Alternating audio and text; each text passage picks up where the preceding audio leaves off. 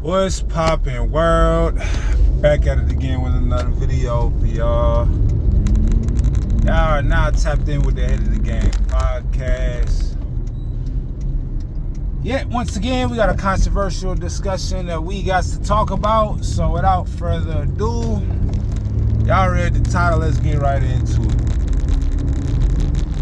Now, yesterday I was sitting up there, and mind you, I know it's been a few days, since y'all see me and all that, but let's get down to the get down what this video is about. Now, this is why, in my opinion, this is all about growth, maturity, and just realization of, placing yourself in a position where you can optimize your maximum potential, right? So, here's the contrast between having more enemies and having more friends, right? So, if you got more friends, I feel like, and it depends what kind of friends you got, right? Because sometimes a friend and an enemy, which I would like to call them frenemies, could be one and the same. But let's just talk about the general concept of what a friend is usually looked at, right? So a friend is there to help, there to assist, maybe to give advice, provide comfort, some level of assistance, or maybe some kind of conversation or something that y'all can build on. Y'all got a lot in common, so on and so forth, right? And then you got an enemy. An enemy is the opposition. It's the ones that's trying to tear you down. It's the ones that's trying to get in your way. It's the ones that's trying to impede your progress, right? Now, here's where things get a little testy, right? Because of there's a difference between having an enemy and a nemesis, or an opponent or an opposition. Because when a flat out enemy sometimes is disguised as a friend because it's only based on convenience.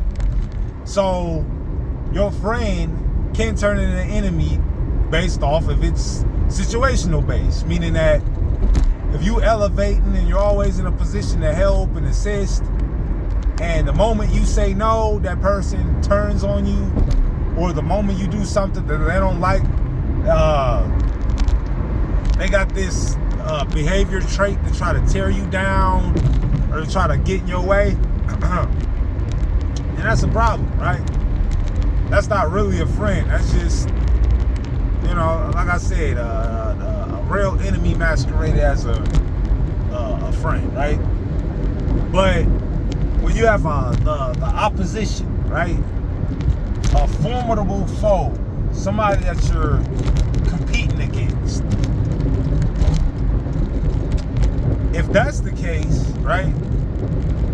You have a formidable foe.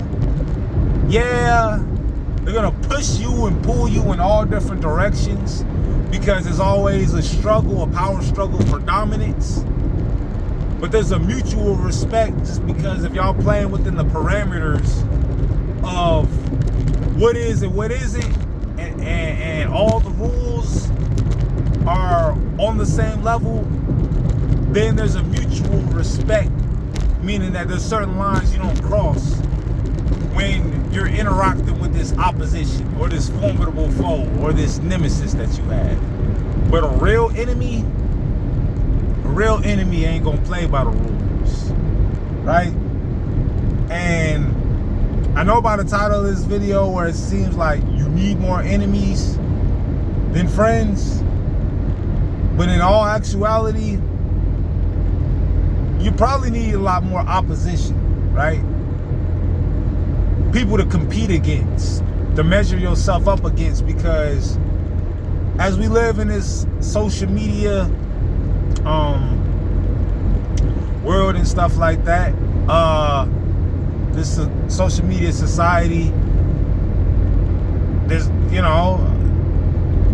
people can make up whatever they want to be, right? And if it's not measured or quantified with real parameters and real measurements, then their subjective ideology of who they perceive them to be, they can try to impose that on other people, right?